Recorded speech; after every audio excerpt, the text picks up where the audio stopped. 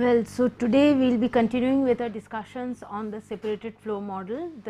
We have almost come to a last end. Till now what we have done, we have written down the mass, momentum as well as energy equations for the two phases taken separately, and then we have tried to combine them in different ways in order to obtain the mixture momentum equation. Then we have discussed regarding the condition of choking for the two fluid model rather. When the two phases are taken together, that means the condition of choking from the mixture momentum equation, and also the condition of choking when the two phases are considered separately. That means we had considered the two phases separately. In this case, of course, to keep matters general, what we had tried to do is we had also incorporated the effects of change of phase. Okay. So, we had taken the two phases separately, and then we had tried to derive the momentum equations and the condition of choking for the two individual phases, and then we found that the choking of phase 1 or the choking of phase 2, it does not guarantee the compound choking of the two phases, because when two phases are flowing together, there is an additional parameter alpha, the void fraction, which can adjust itself and prevent compound choking, even though the two phases can be separately under choked flow conditions. So, therefore, we found that in order to estimate the choking, the compound choking from the two fluid model, as it is said, we would have to eliminate alpha from the two equations, and accordingly we found out an expression of the condition of choking, where we found out that for choking to occur, one of the fluids has to be in the subsonic condition while the other is in the supersonic condition. And of course, after that we try to incorporate the effects of flashing and things like that. So, more or less we have completed the two fluid model. The only thing which is remaining at present is, if you remember the basic equation which we had derived for the two fluid model, the equation which is there in this particular PPT, you can see this was the more or less the general equation, and we found out that if you consider this equation, then in this equation, in order to find out rho Tp, you need to have an estimate of the void fraction. Okay? And the other thing was the frictional shear or the frictional pressure gradient, which has been represented as Fw. It comprises of the frictional pressure gradient which phase 1 has with the wall as well as which phase 2 has with the wall. So, it can be written down in something of this sort, the two phase wall shear stress S by A, it can be written down in this particular form, so that we can find out that finally the combined momentum equation for the one dimensional approach can be written down in this particular form, and we find that in order to evaluate pressure gradient, we need to have an estimate of the frictional pressure gradient as well as alpha. Okay. So, therefore, if you observe this particular equation very closely, we find that it resembles the one dimensional homogeneous flow model which we have already done. Okay. The only variable being that along with the frictional pressure gradient which has to be considered, the alpha is also a variable in this particular case. Okay. So, therefore, we find that just by relaxing, what is so very different from this equation as compared to the homogeneous flow model expression that we had derived. If you remember the homogeneous flow expression, you will find that we had one frictional pressure gradient term, we had a gravitational pressure, sorry, this part is wrong, this part definitely it is wrong. So, I'll try to, let me see if I can do it, otherwise just keep in mind that this is a mistake, this cos theta should not have been there, anyhow we will be correcting it. So, therefore, we find that there is a frictional pressure gradient, we find that there is a gravitational pressure gradient, and if you remember the homogeneous flow model, you will find that in this expression we had d dz of gu or 1 by a d dz of wu, because in that case we did not differentiate between the velocities of the two phases. We assume that the two phases under no slip conditions, they are flowing as a pseudo mixture with uniform velocity, due to which we had written down u1 equals to u2 equals to j. So, what is the only assumption of the homogeneous flow model that we have relaxed in this particular case? We assume the two phases to flow at two different velocities. Okay? Otherwise, they cannot flow in the separated flow condition because the densities are naturally different. Okay? So, therefore, in order to find out the frictional pressure gradient, what we basically did, or usually the approach is, we usually try to develop different types of empirical approach based on the condition, the basic assumptions. If we can mention the basic assumptions, if you find that most of the assumptions they will be similar to the homogeneous flow model, except the first assumption. There we had set constant and equal velocities for the two phases. Now, remember one thing, these empirical approaches were initially developed for gas and liquid or vapor liquid phases. Therefore, most of their terminologies will be dealing with vapor liquid or gas liquid. The subscripts, instead of 1 and 2, usually we will be putting the subscripts as capital G and capital L, okay, or capital V and capital L. But in your, whenever you are using them, you can use either 1, 2. Phase 1 is naturally the heavier phase, since it is a separated flow model. Phase 2 is the lighter phase. In the beginning, when we were discussing about the nomenclatures, I had already mentioned phase 2 is the dispersed phase, phase 1 is the continuous phase. When both the phases are continuous, then phase 2 is the lighter phase, phase 1 is the heavier phase. Okay?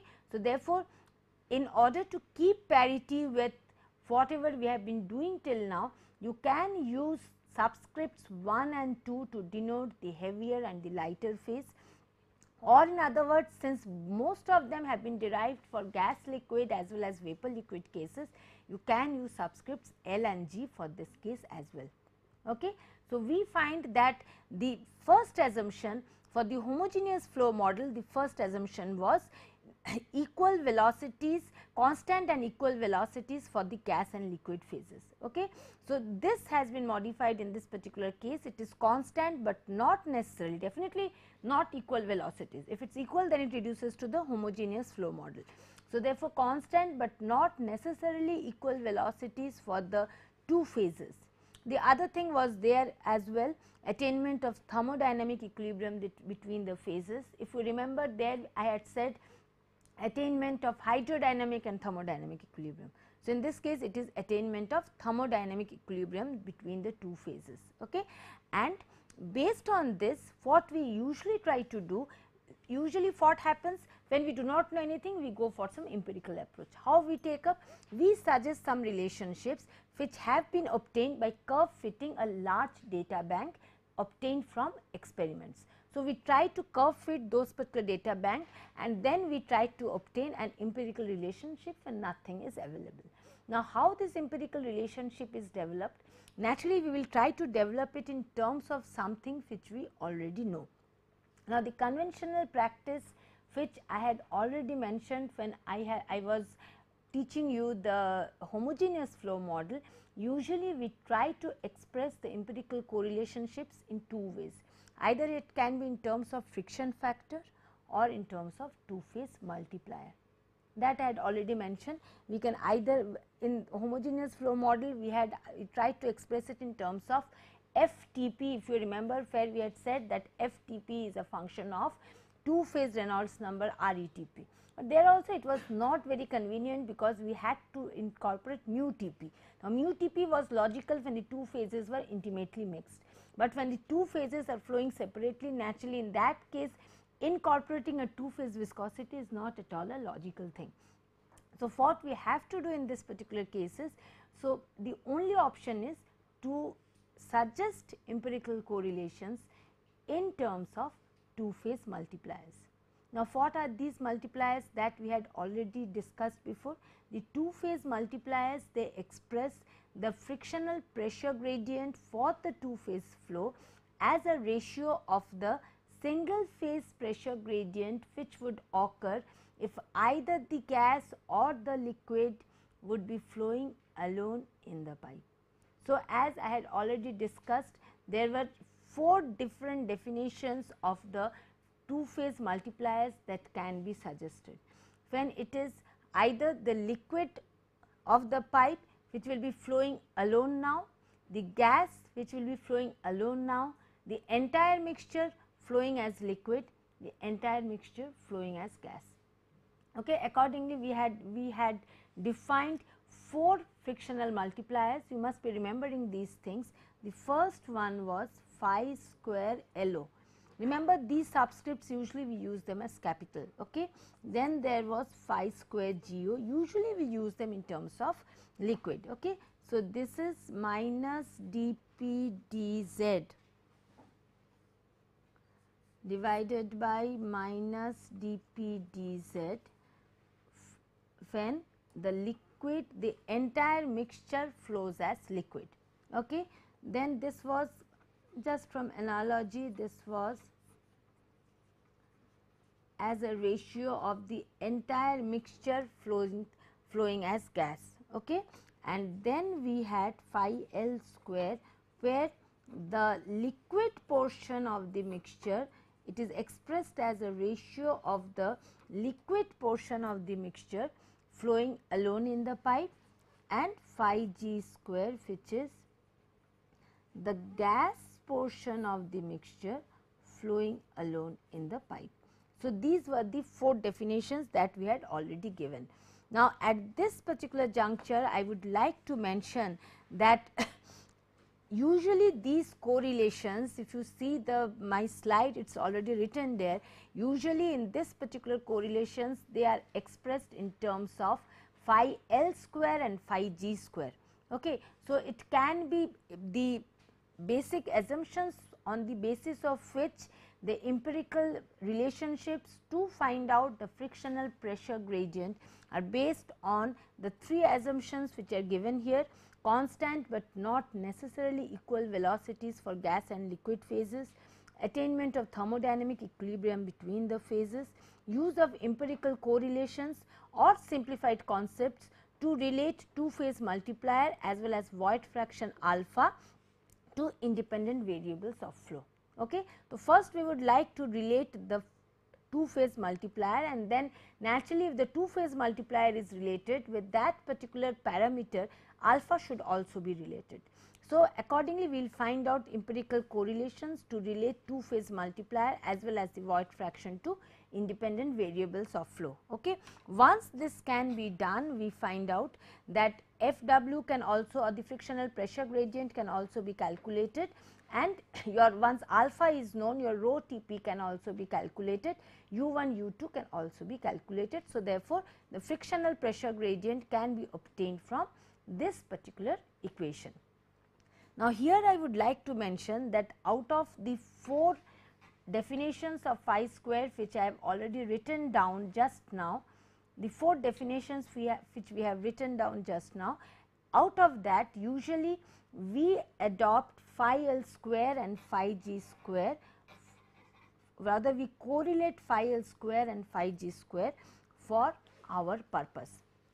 We do not use phi, usually this phi L square and phi G square, they are used for when we encounter change of phases or when there is boiling, condensation, etc. When a single phase, say liquid, a saturated liquid or a saturated vapor is entering and change of phase occurs. Under that condition, if we take phi L square, phi G square, then it is much more convenient, because liquid or the vapor was flowing alone in the tube at the entry condition. But under normal circumstances, when we are developing the 2-phase multiplier correlations from the separated flow model, we assume from the very beginning both the phases are present. In that case, we have found that it is much more convenient to use phi L square and phi G square. Why is it more convenient? Because we will soon see that these 2 multipliers, they conform to certain limiting conditions which are not obeyed by phi square LO and phi square GO. Just because of that, we would like to prefer, or we would like to correlate phi L square and phi G square. Now, what are those limiting conditions? Let us see what are those limiting conditions. Now, for no gas flow, what will you get? Let me write down the definitions once more. Phi L square minus dP dz by minus dP dz liquid phi g square is minus dp dz by minus dp dz gas. Now, tell me, for no gas flow, what will you get? What should be the value of phi L square and phi g square for no gas flow? What is 1 by phi L square equals to for that particular case? Only for no gas flow means only liquid is flowing. So, 1 by phi L square will be equal to, since only liquid is flowing. So, therefore, the two phase, sorry, these are all two phase pressure gradient. Okay. Here also I would like to make the changes, they are all two phase pressure gradient. I am very sorry. In case I miss it, just remember that they are all two phase pressure gradient. Okay. Now, you tell me what is the, when there is no gas flow, then naturally it is only liquid which is flowing through the pipe, is not it? So, therefore, under that condition phi L square becomes, or 1 by phi L square, phi I am using 1 by phi L square, you will understand, 1 by phi L square becomes 1.0. And what about 1 by phi g square? 0. Just for this I have defined them not as phi L square phi g square, but as 1 by phi L square and 1 by phi g square. Similarly, for no liquid flow, I also have them in my presentation. You can see the PPT which I have prepared. Here also for no liquid flow, no, so naturally what do you have?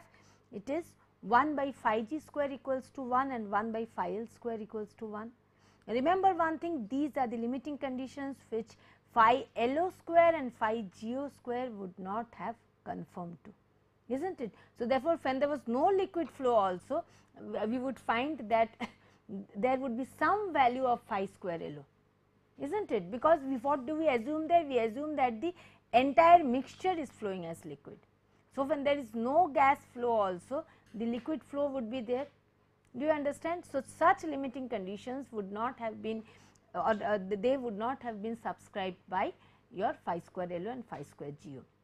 Now, another limiting condition that is also obeyed by this, that limiting condition is the relationships between phi L square and phi g square at the critical point. All of you know what is the critical point? What happens at the critical point? Louder?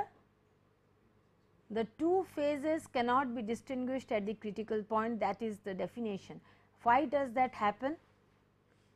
Rho 1 becomes equal to rho 2, mu 1 becomes equal to mu 2, and therefore, all the properties of the two phases become identical. Now, let us see how the relationship between phi L square and phi g square, they change at the critical point. Now, what is the basic definition of these two? So, here I will just complete it. This was 1 by phi L square equals to 0 and this was 1 by phi g square equals to 1. Anyhow, now at the critical point, what do you get? We find that at the critical point, or rather let us first find out the expression and then we will be substituting the expressions for the critical point. Okay. So, what is the definition of phi L square? It is as I have just now written down, it is the two phase pressure drop divided by the pressure drop when the liquid flows alone in the pipe. Okay. Now, if we substitute the basic definition, there is one more thing, sorry, which I had forgotten to mention. Now, these things or these empirical approach, this has been derived under certain conditions. These conditions, if you observe, these conditions are, these particular derivations or empirical approaches have been derived under conditions of no phase change, no acceleration pressure drop and negligible body force effects. That means, for a horizontal pipe under isothermal two component flows. Do you agree with me? It has to be a horizontal pipe under two component isothermal flow. Yes or no? So, if that is the case, then what do we find? your g cos theta, this term it cancels out, okay. There is no acceleration pressure drop, this term it cancels out, and therefore, under that condition your pressure gradient is nothing, it comprises only of the frictional pressure drop, is not it. So, therefore, we find that these particular correlations, they had been, most of the empirical approaches, they have been developed under conditions of no phase change, no acceleration pressure drop and negligible body force effects, under which we can write, under this condition we can write it down as minus dp dz two phase. This comprises of minus dp dz frictional component of the two phase, right. So, this can be written, and later on some modifications were there in order to incorporate effects when body force effects and acceleration pressure gradients become important, but naturally the more important they become, the less accurate these correlations become. Okay. So, under this particular condition the correlations were developed. So, if this is applicable, then in that case your phi L square, it becomes, here only I will write down, this is frictional pressure gradient of two phase, and this also becomes frictional pressure gradient of the liquid phase, is not it. So, therefore, by definition what is this? By definition this becomes 2 FTP, correct me if I am writing anything wrong, g square Tp Vtp by d, yes or no, divided by 2 FL g square Tp into 1 minus x square, is not it. This is the amount of liquid which is there, g into 1 minus x is the amount of liquid which is contained in the two phase mixture, right. This will be VL or V1, whatever you want, and this will be divided by d. Do you agree with what I have written, yes or no? Fine. Same, or in other words, here in the same way your minus dp dz frictional for the gas phase, that also can be expressed in a similar way. Okay. So, therefore, we find what is the expression of phi L square when these particular the assumptions which I have written down in my transparency, under these particular assumptions what is the expression of phi L, then we find that these cancels out, these cancel out, d cancels out. So, therefore, this reduces to FTP Vtp by FL 1 minus x square VL, yes or no. Is this portion clear to all of you? Fine. Achha. Now, at the critical point what do you get? At critical point what do you get? Rho 1 equals to rho 2 or V1 equals to V2, is not it. So, therefore, VL equals to Vg equals to Vtp, yes or no. So, therefore, these two also they cancel out. Do you get this? Right. So, therefore, this becomes FTP by FL into 1 minus x whole square. Now, what is the expression of FTP? Can you tell me? This FTP, this is a function of Reynolds number. Okay.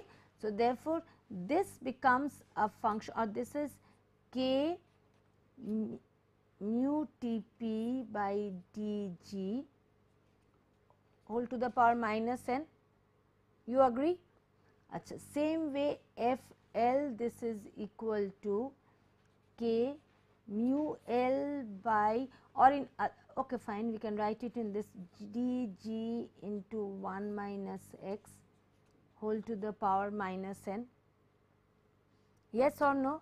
So, therefore, here we can write it down as this is equal to, I have to shift to the next page, this is equal to phi L square, this is equal to mu Tp by dg whole to the power minus n divided by mu L by dg into 1 minus x whole to the power minus n 1 minus x square. This is the relationship which we get. Again at the critical point, for we know mu 1 equals to mu 2 equals to mu Tp. So, therefore, at critical point what do we get? Mu Tp's, they mu 2 mu's cancel out, dg they also cancel out. Okay, fine. So, what is the final thing that you get for this particular case? What is the final expression that you get? It is 1 minus x whole to the power n by 1 minus x square. This is equal to phi L square. Yes or no? Just check up whether I am doing things correctly or not. Okay. Similarly, phi g square, what will you get? For phi g square, it is going to be x to the power n by x square will be equal to phi g square. So, we find that phi L, the relationship between minus, what happened? It is all right only, is not it? Oh, sorry, now here also I made this mistake, is not it? Minus n, sorry, very sorry. Fine. Okay, in other words, you can just write it down as minus n plus 2. Okay. Acha. So, therefore, what do we find? That the relationship between phi L square and phi g square, they at the critical point, they will depend on whether the flow is laminar or turbulent. Yes or no? Okay? Because we find that both at the critical point, the phi L square, it is a function of x and n, is not it?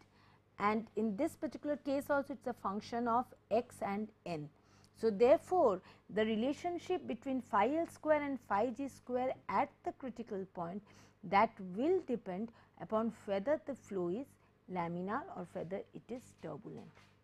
If it is laminar, then what do we get? For laminar flow, n equals to, for laminar flow n equal to 1, very correct.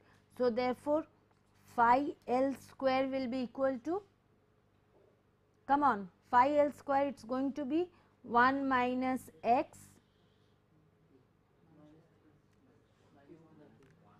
1 minus x only whole to the power minus 1. Check it up, check it up. How can it be minus 3? Just check it. N is 1. So, therefore, this is 1 by phi L square. If I make it, then in that case, okay, let me make it 1 by phi L square, then this is going to be 2, just then probably I have made a, just a minute, let me just check up, maybe somewhere there is a mistake which I have made. FL by FTP, what did I get? There probably I have made a mistake. So, suppose I start from the very beginning for the laminar flow, then this becomes minus 1. Suppose for laminar flow, if I start from the very beginning, okay. So, phi L square becomes, this is minus 1, this is minus 1, and then in that case we get f by FTP. In this particular case, what do we get? FL by FTP, this is equal to 1 by 1 minus x, very correct. Okay. And in the same way, we will get, just a minute, where FL by FTP, next page. Oh, here na? No, here only I had made a mistake. Sorry, here only, very sorry, here only I made a mistake, just a minute. This FTP equals to K RE to the power minus n. Okay, so I have written 1 by RE, there only I had made a mistake. This is 1 by RE I have already written, so therefore it has to be plus. Here only I had, none of you pointed out the mistake, that is the thing. From here itself I had started making the mistakes. Okay. So, therefore, this has to be plus n, this has to be plus n. Is it correct? Because the relationship is f equals to k r e to the power, I had already written 1 by r e in this particular case. There actually I made a mistake. I am very sorry about it. So, very sorry, very sorry. Now it is alright, is not it? Very sorry. So, therefore, phi L square, this is equal to 1 minus x n minus 2,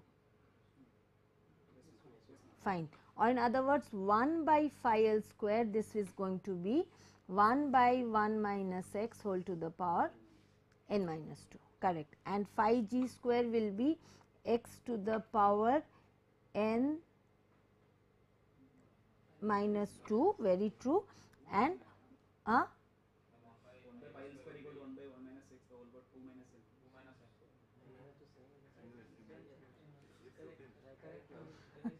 I have just made it the denominator. Achha, and this one is going to be 1 by phi. I am writing it as 1 because these two relationships will come out in a very straightforward manner, fine. Now, for laminar flow, what do you get? For laminar flow, your n equal to 1, is not it? So, when you get n equal to 1, then in that case what do you get?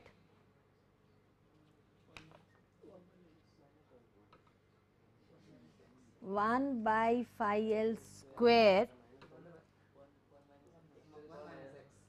So, therefore, you just do it and then you see how are you getting plus, you added 1 by phi L square plus 1 by phi g square. This what are you getting? This will become 1 minus x plus x equal to 1 for laminar flow, correct. For turbulent flow, suppose you, this is for laminar flow, n equals to 1. Now, for turbulent flow, what will you get? Turbulent flow, n equals to, generally for Blochius type of equation, if we use Blochius type of equation, if we use, then this n equals to usually 1/4, is not it? So, if you substitute that, then in that case we find that in this particular case, if you just do it, we just calculate 1 by phi L square whole to the power 4 by 7 plus 1 by phi g square whole to the power 4 by 7. So, that we can have a 1 at the end, just for that reason. If you just calculate it and you can find out what is the thing that you are getting, this will become 1 by,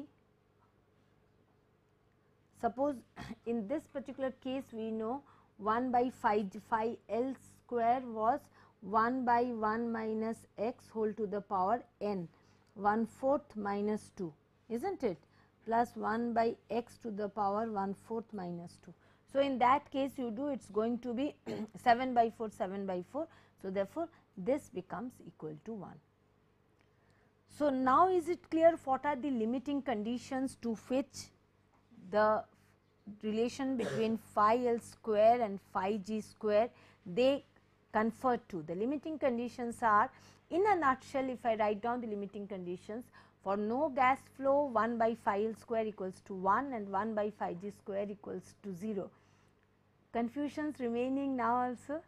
Just do the derivation, okay.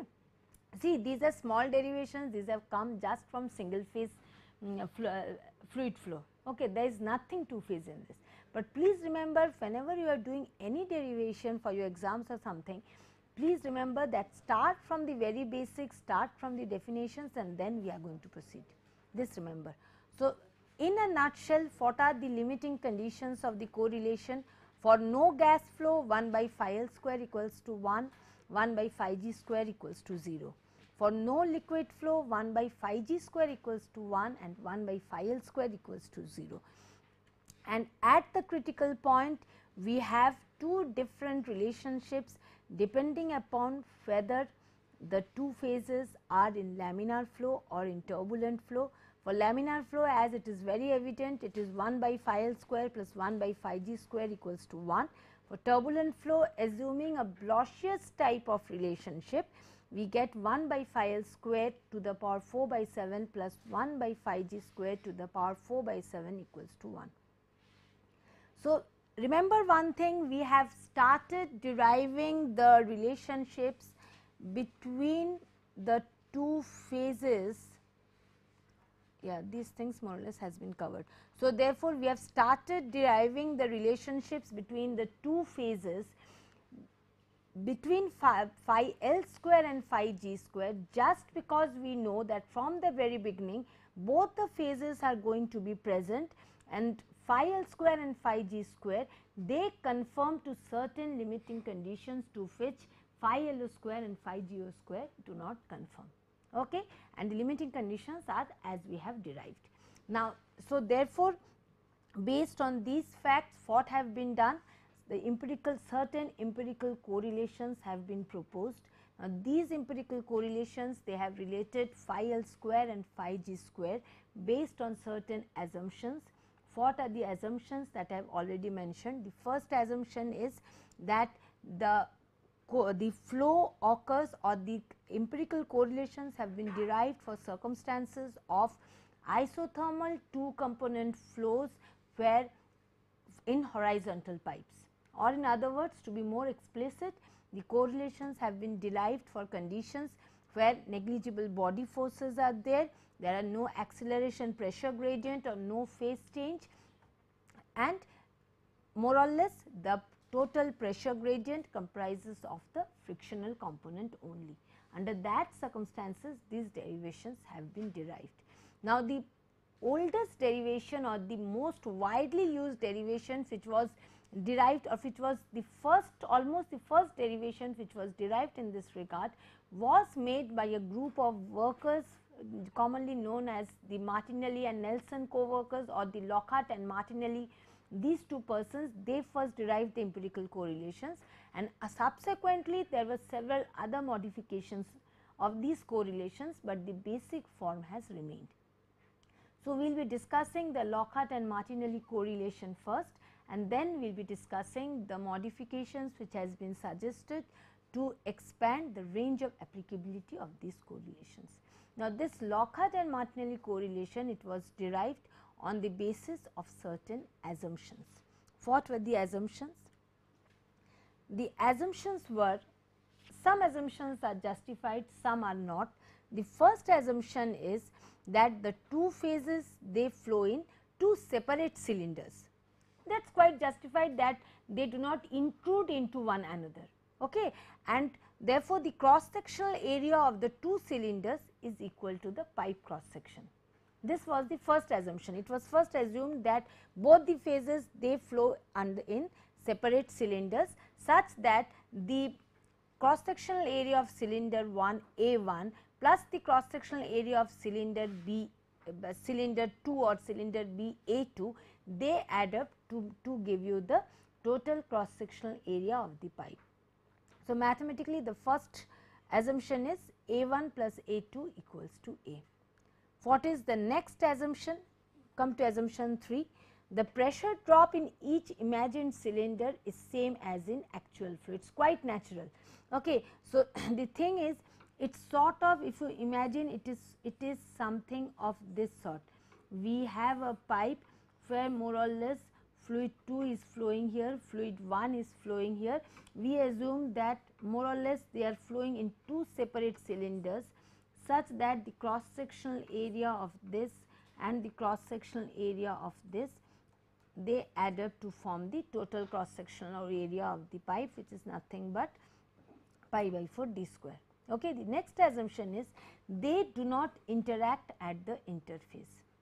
If they do not interact at the interface, that means they are flowing irrespective of the presence of the other, they do not know that the other fluid is present.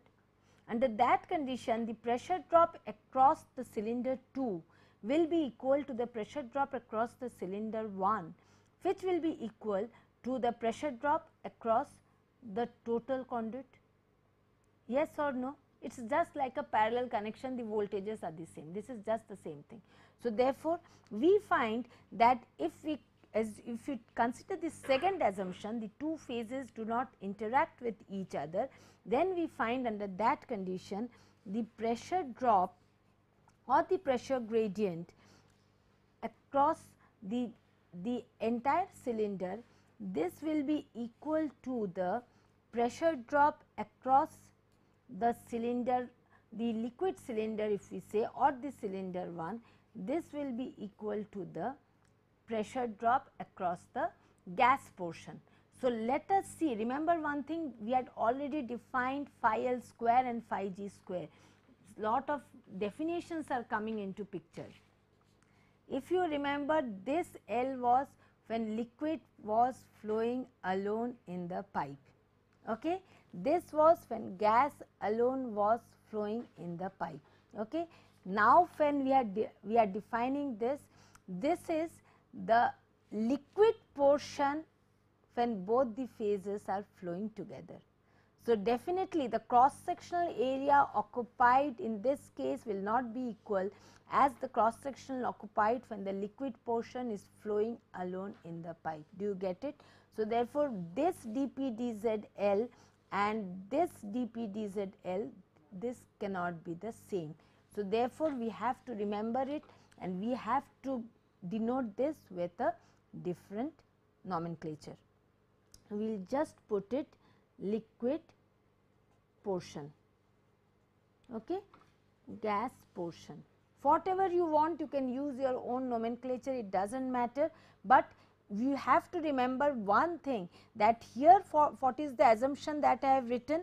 The assumption is pressure drop in each imagined cylinder is the same as in actual flow.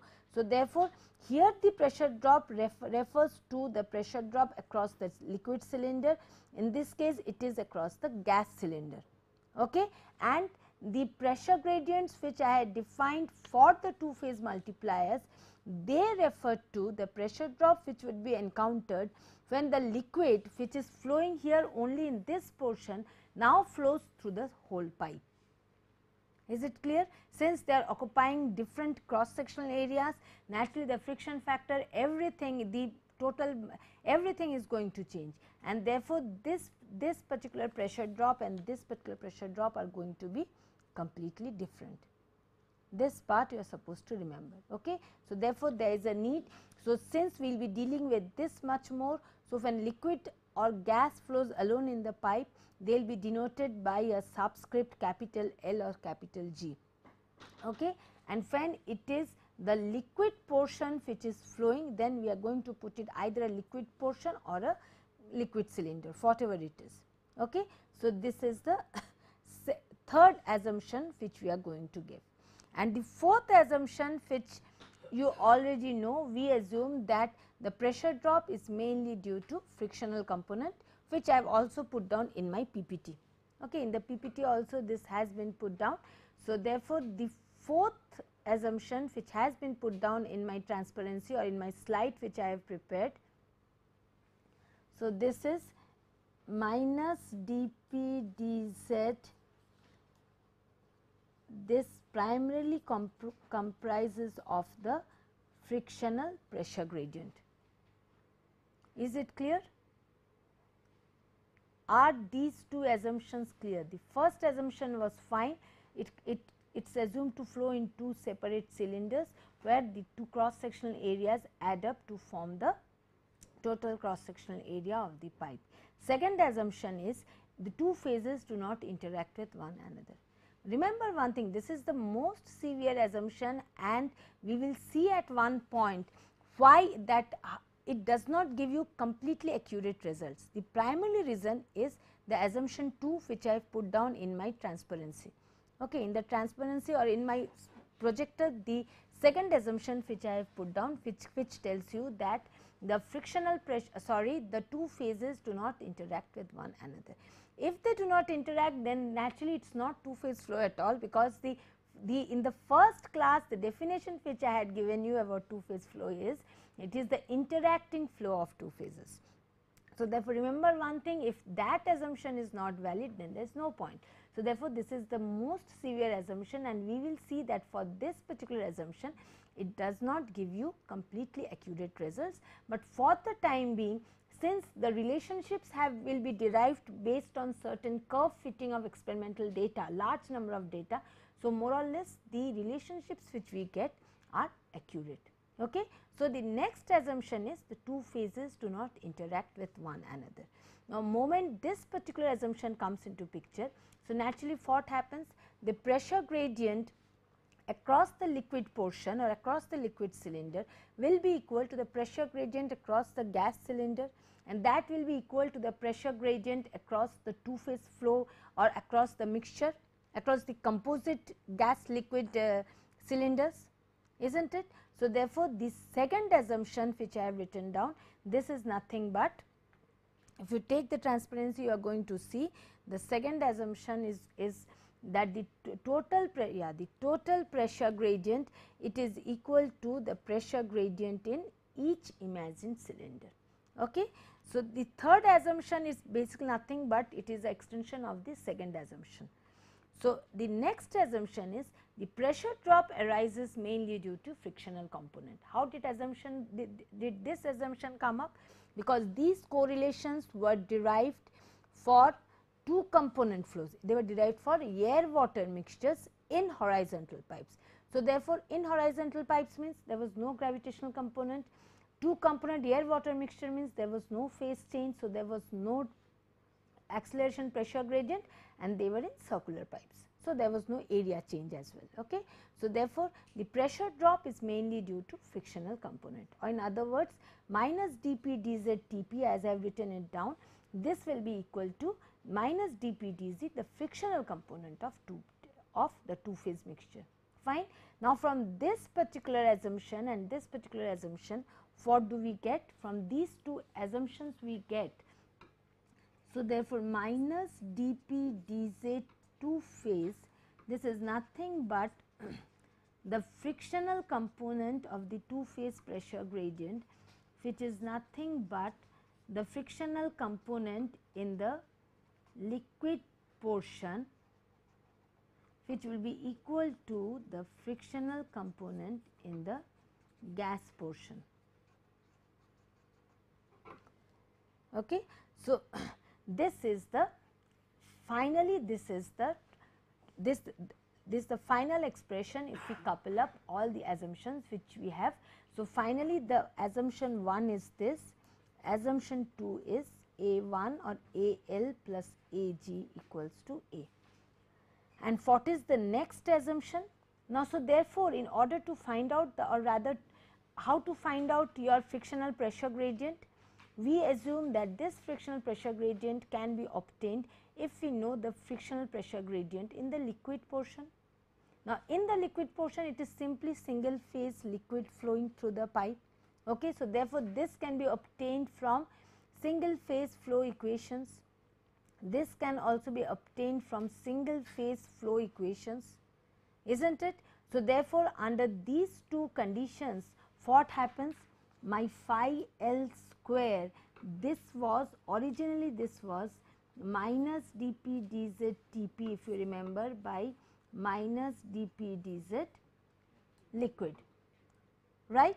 Now, this becomes minus dP dz frictional Tp, fine, or let me write it, sorry, Tp by minus dP dz, your frictional part of the liquid, because for liquid there is no acceleration, it is a horizontal pipe. So, all those assumptions are applicable, or in other words this is nothing but equal to minus dP dz frictional of the liquid portion divided by minus dP dz frictional when the same liquid flows alone in the pipe. Could you get the thing, the simplification which has been reduced in this particular portion? Now, we will see that same liquid is flowing, here it is flowing through some portion of the pipe, here it is flowing through the entire portion of the pipe, yet these two pressure gradients are not equal. Do you understand? As a result of the assumptions which I had written down in my transparency as well as here, as a result of these assumptions, what have I arrived at? I have arrived at finally, as a result of this, from the Lockhart and Martinelli correlation, just remember the first group which had given the correlation, it is the Lockhart and Martinelli correlation, or this is usually told as the separate cylinder model.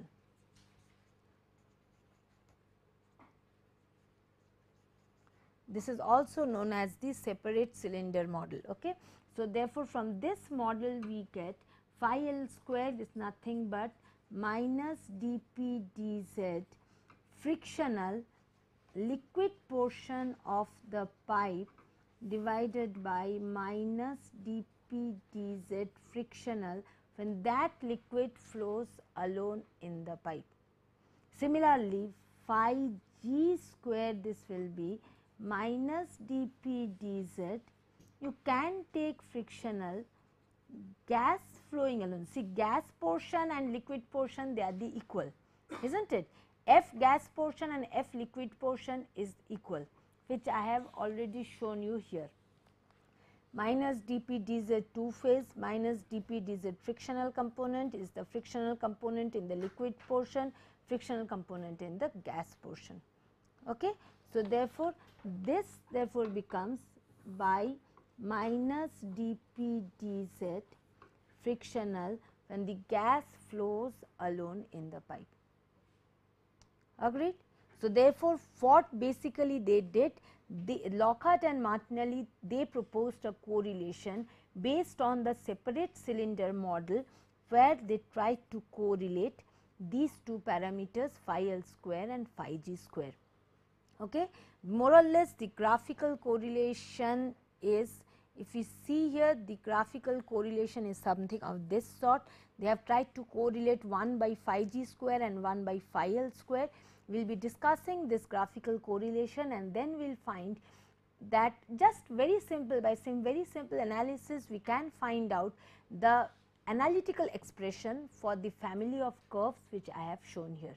So, basically Lockhart and Martinelli, they stopped by proposing this graphical correlation, and then subsequently other co-workers Martinelli, Nelson, etc., they proposed the analytical correlation simply by substituting minus dP dz F liquid portion minus dP dz F and liquid flows alone in the pipe, by simply substituting these expressions correctly from single phase flow equations.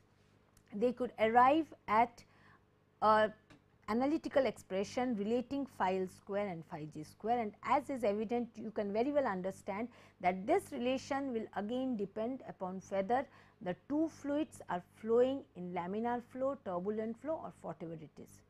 Okay. So, tomorrow we will be continuing our discussions regarding the Lockhart-Martinelli correlation, and then if time permits, we will be going to the other modifications of the correlation.